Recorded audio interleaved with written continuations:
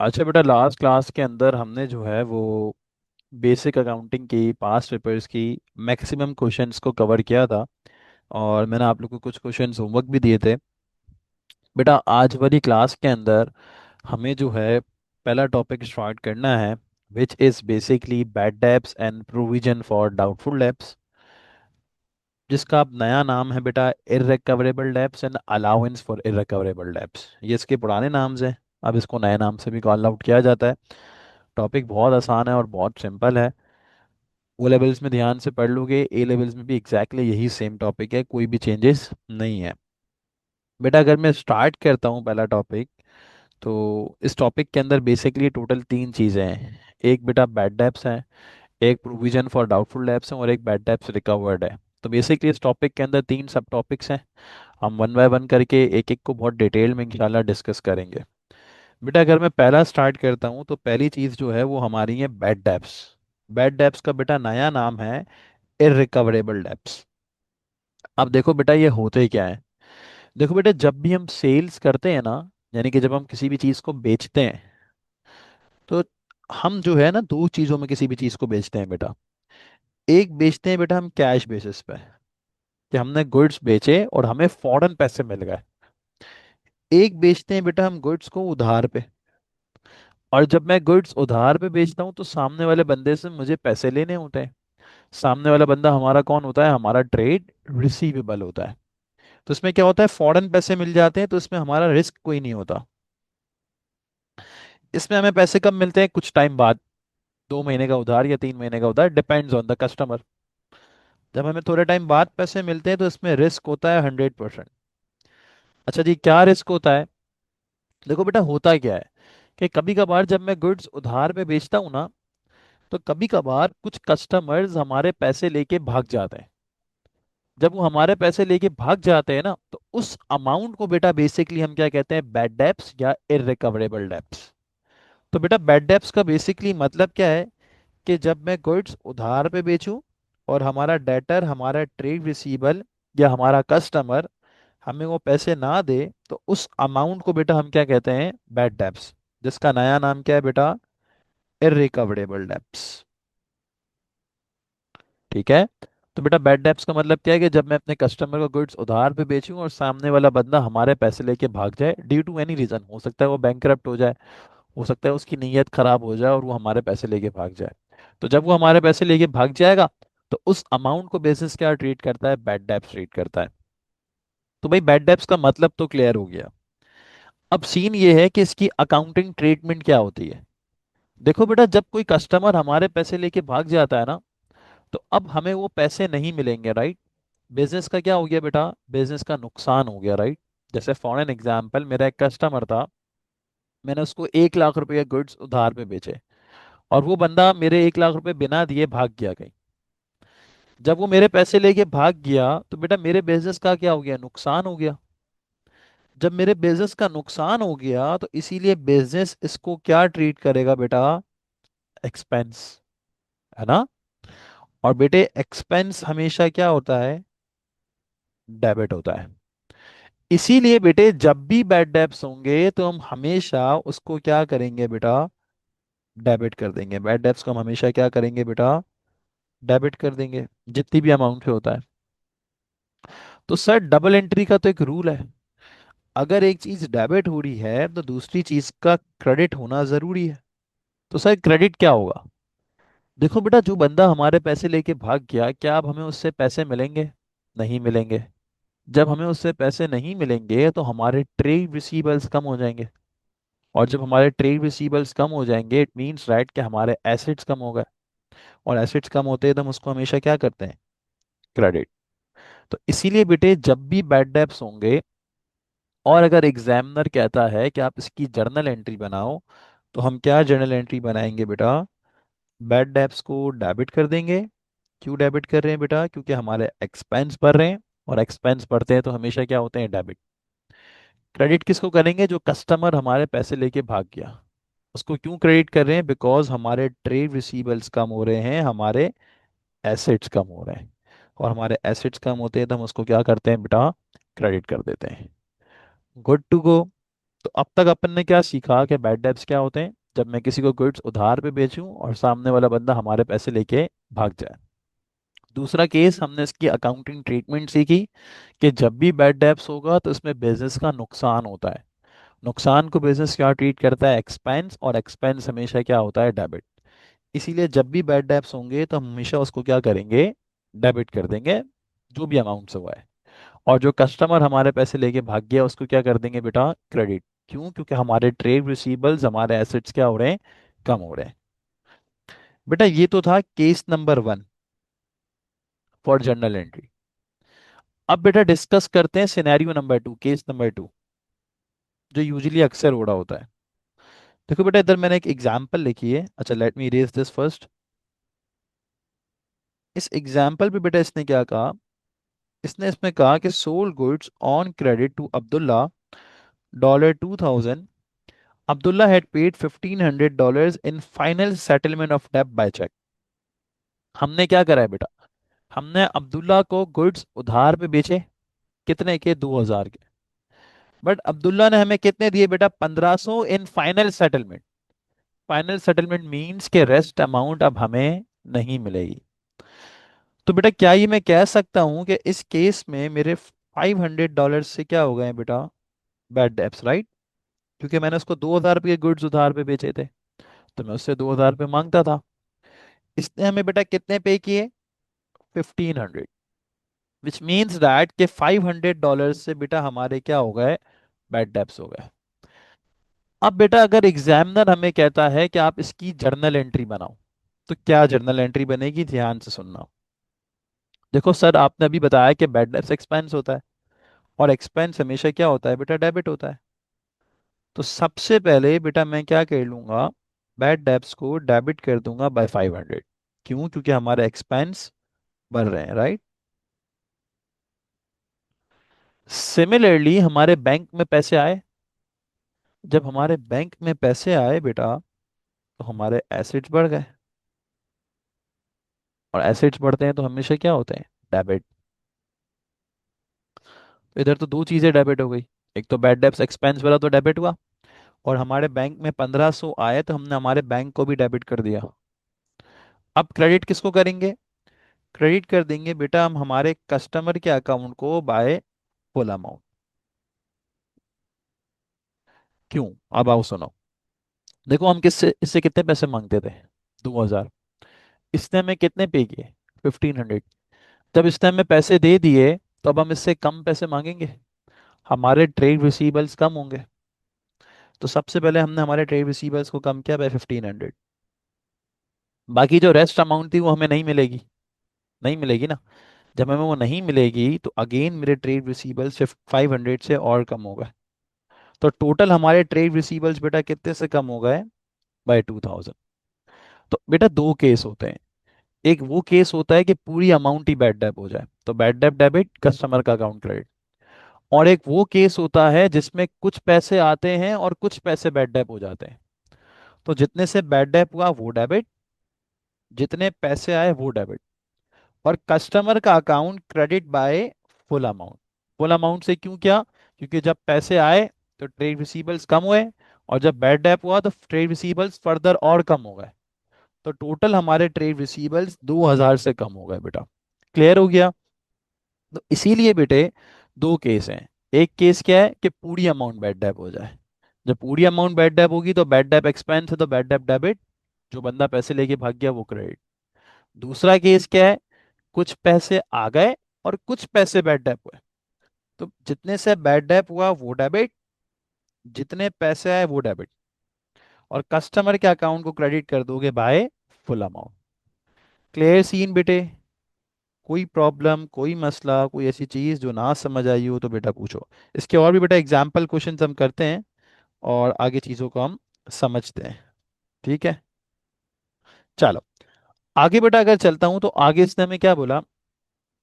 Amount odd bye आहत 1500 has been return of.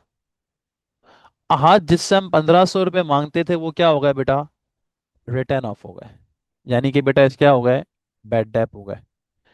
अब अगर मुझे इस केस की जर्नल एंट्री बनानी है तो मैं क्या करूंगा? बैड डेप हो गया तो मैं बैड डेप्स को डेबिट कर दूंगा। क्यों? क्योंकि मेरा एक्सपेंस बढ़ रहे हैं। और कस्टमर के अकाउंट को क्या कर दूंगा? क्रेडिट कर दूंगा। क्यों क्रेडिट कर दूंगा? क्योंकि मेरे ट्रेड रिसीवेबल्स, मेरे एसेट्स कम हो रहे हैं। यहाँ पे कौन सा केस अप्लाई हो रहा था? केस नंबर 1 अप्लाई हो रहा था। अब आ जाओ एक और एंट्री। अगली एंट्री में इसने क्या बोला?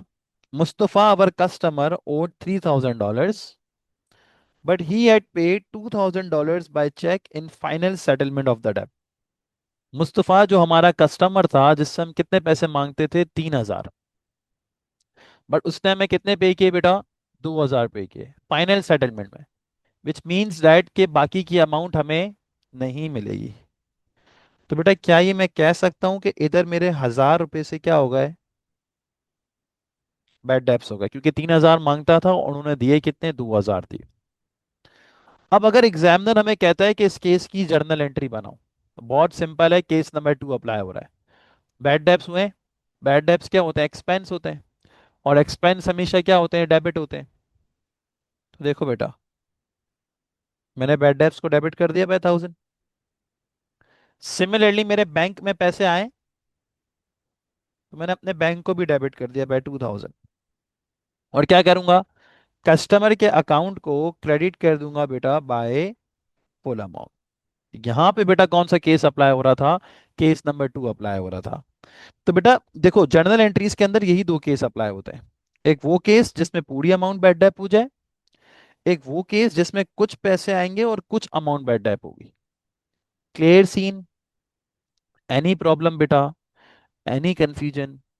तो अब तक बेटा मैंने आपको क्या बताया कि बैड डेप्स क्या होते हैं, बैड डेप्स की कितनी किस्म की जर्नल एंट्रीज बनती हैं। ठीक है। अच्छा, इसके बाद बेटा एग्जामिनर आपको क्या पूछ सकता है? इसके अलावा बेटा एग्जामिनर आपको ये कह सकता है कि सर आप बैड डेप का टी अकाउंट बना के दिखा दें, आप इररिकवरेबल डेप्स का टी अकाउंट बना के दिखाएं। अब वो कैसे बनाएंगे, आओ सीखते हैं बेटा।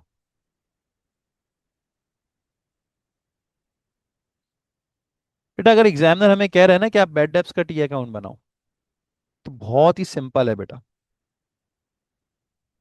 देखो, बेटा थोड़ी देर पहले हमने डिस्कस किया कि बैड डेप्स क्या होते हैं? एक्सपेंस होते हैं। और एक्सपेंस हमेशा क्या होते हैं? डेबिट होते हैं। तो बैड डेप के टी अकाउंट के अंदर आप जितने भी बैड डेप्स को रिकॉर्ड कर रहे होगे ना, आप सबको डेबिट साइड पे रिकॉर्ड करोगे। क्यों? क्योंकि एक्सपेंस हमेशा बेटा क्या होता है? डेबिट होता है। तो इसीलिए let's assume for an example, साल के स्टार्ट में अरीज नाम का बंदा 1,000 रुपये लेके भाग गया। बैड डेप था, मैंने एक्सपेंस है तो एक्सपेंस को डेबिट कर दिया। रेफरेंस मैंने ऑपोजिट अकाउंट का दे दिया। लेट्स अज्यूम देन इन मार्च अनस नाम का बंदा 5,000 लेके भाग गया। तो अगेन एक्सपेंस है तो मैंने किस साइड पे रिकॉर्ड कर लिया? डेबिट साइड पे। अगेन इन अप्रैल अली नाम का बंदा 10,000 लेके भाग गया। अगेन एक्सपेंस था तो मैंने किस साइड पे रिकॉर्ड कर लिया? डेबिट साइड पे। तो देख रहे हो बेटा, जितने भी मेरे बैड डेब्ट्स हो रहे हैं ना मेरे बिजनेस के, मैं सबको किस साइड पे रिकॉर्ड कर रहा हूँ? डेबिट साइड पे।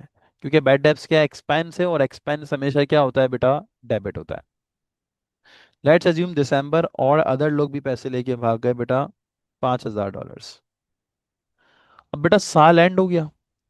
अब हमने क्या सीखा था कि जब भी हमारा अकाउंटिंग ईयर एंड होता है तो हम हमारे अकाउंट्स को बैलेंस करते हैं। और बैलेंस करना हमने कैसे सीखा था? कि जो साइड वीक होगी वहां बैलेंस कैरिड डाउन लिख दो, और उसकी ऑपोजिट साइड पे बैलेंस ब्रॉट डाउन लिख दो। लेकिन बेटा बैड डेब्ट्स के टी अकाउंट में ऐसा नहीं होगा। तो सर क्या होगा? बेटा बैड डेब्ट्स के टी अकाउंट में जो साइड वीक होगी ना, आपने उस साइड पे लिखना है इनकम स्टेटमेंट या profit and loss. Income statement का नया नाम है। तो देखो बेटा, क्रेडिट साइड वीक है, कितना टोटल बन रहा है? 6, 16 और 21। 21,000 का टोटल बन रहा है। कौन सी साइड वीक है? क्रेडिट साइड वीक है। तो जो साइड वीक होगी वो आपने वहां पे कैरेट डाउन और ब्रॉट डाउन नहीं लिखना। क्या लिखना है बेटा आपने? Income statement. कितने से वीक है बेटा ये साइड? 21,000 से। अब बेटा मेरी दोनों साइड्स क्या हो गई? इक्वल हो गई। तो मैंने अकाउंट को क्या कर दिया? बैलेंस। इनकम स्टेटमेंट का नया नाम यूज करना है बेटा, statement of profit and loss. अच्छा सर, आपने यहाँ पे कैरेट डाउन और ब्रॉड डाउन क्यों नहीं किया? आपने क्यों यहाँ पे वीकर साइड पे 21,000 लिखा? आप तो पिछली वीडियोस में हमें सिखाते हुए आ रहे हैं कि जो साइड वीक होगी वहाँ कैरेट डाउन, उसकी ऑपोजिट साइड पे ब्रॉड डाउन। देखो बेटा, बैड डेब्ट्स एक ऐसा खर्चा है जिसको हम अगले साल ब्रॉड फॉरवर्ड नहीं कर सकते। देखो फॉर एन एग्जाम्पल, अगर वेजेस है, मैं इस महीने नहीं दे रहा तो मैं अगले महीने कैरी फॉरवर्ड करके अगले महीने दे दूंगा। ठीक है, या रेंट है, इस महीने नहीं दे रहा तो अगले महीने दे दूंगा। लेकिन बैड डेब एक ऐसा खर्चा है जो कि हो ही गया ना, इसको अगले साल कैसे ब्रॉड फॉरवर्ड करूं? ये तो खर्चा हो ही गया। जब ये खर्चा हो ही गया तो मुझे उसको उसी साल अपनी बुक्स में रिकॉर्ड करना पड़ेगा। देखो इसके पीछे एक दो अकाउंटिंग कॉन्सेप्ट बेसिकली फॉलो हो रहे हैं। पहला जो अकाउंटिंग कॉन्सेप्ट फॉलो हो रहा है बेटा, वो हो रहा है मैचिंग। और दूसरा जो अकाउंटिंग कॉन्सेप्ट इसके पीछे फॉलो हो रहा है वो हो रहा है प्रूडेंस, कि हमने ऐसा क्यों किया। अब ये अकाउंटिंग कॉन्सेप्ट क्या होता है? देखो बेटा, मैचिंग कॉन्सेप्ट ये कहता है कि आपकी करंट ईयर की इनकम, मैचिंग कॉन्सेप्ट क्या कहता है बेटा? Current year income and current year expense should be matched. Current year income और करंट ईयर एक्सपेंस क्या होने चाहिए? मैच होने चाहिए। इसका मतलब क्या है? इसका मतलब ये है कि जो जिस साल का खर्चा है आपने उसको उसी साल रिकॉर्ड करना है, ताकि जब हम करंट ईयर की इनकम लिखें तो उसी साल उसके खर्चे भी रिकॉर्ड हो जाएं, ताकि फेयर प्रॉफिट आए। तो बैड डेब्ट्स इस साल हुए हैं तो इसी साल का खर्चा है। तो जब ये इसी साल का खर्चा है तो हम उसको इसी साल अपनी बुक्स में रिकॉर्ड करेंगे, अगले साल ब्रॉट डाउन नहीं करेंगे। क्योंकि मैचिंग कॉन्सेप्ट क्या कहता है, जो जिस साल का खर्चा है उसको उसी साल रिकॉर्ड कर लो। ठीक है, ताकि आपके पास करंट ईयर की इनकम और करंट ईयर के एक्सपेंसेस एक साथ रिकॉर्ड हो, ताकि करंट ईयर का प्रॉफिट आए। सही है। तो बैड डेब्ट्स की टी अकाउंट में जो साइड वीक होगी आपने वहां पे कैरेट डाउन और ब्रॉट डाउन नहीं लिखना है। आपने क्या लिखना है बेटा? Income statement. ठीक है। क्यों? क्योंकि बैड डेब्ट्स एक ऐसा खर्चा है जिसको आप ब्रॉड फॉरवर्ड नहीं कर सकते, ये हो ही गया तो आपको रिकॉर्ड करना पड़ेगा। और मैचिंग कॉन्सेप्ट भी यही कहता है कि जो जिस साल का खर्चा है उसको उसी साल रिकॉर्ड करो। इसीलिए हम इसको इसी साल अपनी इनकम स्टेटमेंट में ट्रांसफर कर देंगे। और दूसरा जो थ्योरी इसके पीछे फॉलो हो रही है वो हो रही है बेटा prudence concept. Sir what is this? बेटा ये कॉन्सेप्ट कहता है your assets and your profits should not be overstated. ये कहता है कि बेटा आपके एसेट्स एंड आपके प्रॉफिट्स फजूल में नहीं बढ़ने चाहिए। ओवरस्टेटेड मींस फजूल में बढ़ाना। अब अगर मेरे बैड डेब्ट्स हुए और अगर मैं उसको उसी साल रिकॉर्ड नहीं करूंगा, अगले साल ब्रॉट डाउन कर दूंगा, तो मेरे प्रॉफिट्स क्या होंगे? फजूल में बढ़ जाएंगे ना। तो प्रूडेंस कॉन्सेप्ट को फॉलो करने के लिए हमने क्या करा कि बैड डेब्ट्स जो जिस साल का खर्चा था इसको इसी साल रिकॉर्ड कर लिया, ताकि मेरे प्रॉफिट्स फजूल में ना बढ़े। Clear scene? इसीलिए जब भी आप बैड डेब्ट का टी अकाउंट बनाओगे तो सिंपल टू स्टेप्स, जितने भी बैड डेब्ट्स हो रहे हैं सबको डेबिट साइड पे रिकॉर्ड कर लो। इन द एंड जो साइड वीक वहां पे बेटा आप क्या लिख लो? Income statement. तो साल के एंड में आपको करना क्या है कि आपको आपके बैड डेब्ट्स के खर्चे को कहाँ ट्रांसफर कर देना है? इनकम स्टेटमेंट में ट्रांसफर कर देना है। क्लियर हो गया? कोई प्रॉब्लम, कोई मसला? तो साल के एंड में बेसिकली बेटा हमने करा क्या?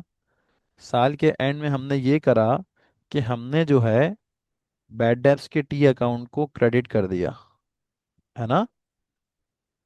और सारा का सारा खर्चा कहाँ ट्रांसफर कर दिया? इनकम स्टेटमेंट में ट्रांसफर कर दिया। तो अगर मैं इस केस की जर्नल एंट्री बनाऊं ना तो मैंने क्या करा? मैंने बैड डेब्ट्स के टी अकाउंट को क्रेडिट कर दिया ताकि अकाउंट बैलेंस हो जाए, और खर्चे को कहाँ ट्रांसफर कर दिया? इनकम स्टेटमेंट में। इनकम स्टेटमेंट क्यों डेबिट हुई? क्योंकि एक्सपेंस हमेशा डेबिट होता है। तो अगर बहुत रेयर चांस में एग्जामिनर पूछता है कि ईयर एंड एंट्री बनाओ, तो अगर एग्जामिनर कहता है कि साल के एंड की एंट्री बनाओ, तो आप लोग को पता है कि साल के एंड में हम क्या करेंगे? बैड डेब्ट्स के टी अकाउंट को बैलेंस करने के लिए वीकर साइड पे, क्रेडिट साइड पे इनकम स्टेटमेंट लिखेंगे। इनकम स्टेटमेंट डेबिट क्योंकि हम इसको इनकम स्टेटमेंट में ट्रांसफर कर रहे हैं, और बैड डेब्ट्स का टी अकाउंट क्रेडिट ताकि अकाउंट बैलेंस हो जाए। ठीक है। तो करंट ईयर के अंदर हमें क्या करना है? कैरेट डाउन ब्रॉट डाउन नहीं करना, जो साइड वीक है वहां पे क्या लिखना है? Income statement. तो अब तक बेटा मैंने क्या बताया? बैड डेब्ट्स क्या होते हैं? वो चीज़ जो बंदे हमारे पैसे लेके भाग जाए। केस नंबर वन, पूरे पैसे लेके भाग गया तो बैड डेब्ट डेबिट, क्योंकि एक्सपेंस बढ़ रहा है और कस्टमर का account credit. Case number two, कुछ पैसे आए और कुछ पैसे बैड डेब्ट हो गए, तो जितने से बैड डेब्ट होगा वो डेबिट, जितने पैसे आए वो डेबिट, और कस्टमर का account credit by full amount. इसके अलावा एग्जामिनर हमसे क्या पूछ सकता है, बैड डेब्ट का टी अकाउंट। तो जितने भी बैड डेब्ट्स हैं सबको डेबिट साइड पे रिकॉर्ड कर लो। इन द एंड जो क्रेडिट साइड वीक होगी ऑब्वियसली वहां पे क्या लिख दो, इनकम स्टेटमेंट। क्यों इनकम स्टेटमेंट, क्योंकि अक्रूवल्स या मैचिंग कॉन्सेप्ट क्या कहता है, जो जिस साल का खर्च है उसको उसी साल रिकॉर्ड करो। तो हम उसको इसी साल इनकम स्टेटमेंट में अपनी बुक्स में ट्रांसफर कर देते हैं। ठीक है, गुड सीन। तो बेटा आज वाली क्लास के अंदर सिर्फ और सिर्फ हमने बैड डेब्ट्स और इररिकवरेबल डेब्ट्स को कवर किया है। अगली क्लास के अंदर मैं आप लोग को अलाउंस फॉर इररिकवरेबल डेब्ट्स, जिसको प्रोविजन फॉर डाउटफुल डेब्ट्स भी कहते हैं, वो कवर करेंगे, और बैड डेब्ट्स रिकवर्ड भी डिस्कस करेंगे। ठीक है, और फिर इंशाल्लाह इसके 10 साल के पास पेपर्स की वर्कशीट बनाइए तो उसको सॉल्व करेंगे। ठीक है, जा सकते हो बेटा, अल्लाह हाफिज़।